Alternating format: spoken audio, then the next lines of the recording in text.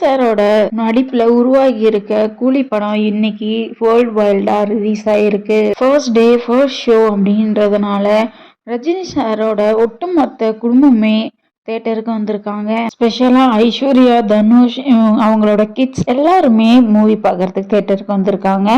அப்ப எடுக்கப்பட்ட photos and videos தான் சோசியல் மீடியால வைரல் ஆயிட்டு இருக்கு. இதுக்கு முன்னாடி வேட்டையன் படத்துக்கும் இதே மாதிரிதான் ஃபேமிலி ஒன்னா சேர்ந்து கலந்துகிட்டாங்க. அப்போ தனுஷ், ஐஸ்வர்யா கூட ரஜினிகாந்தும் சேர்ந்து அவங்க கூட கலந்துகிட்டாங்க.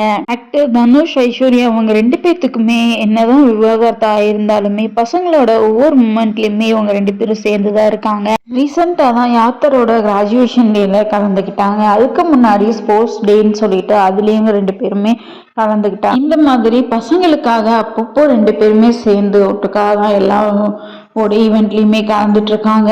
ஸோ இப்போ அப்படிதான் பசங்களோட சேர்ந்து கூலி படத்தோட ரிலீஸ்க்கு பசங்களோட சேர்ந்து வந்திருக்காங்க.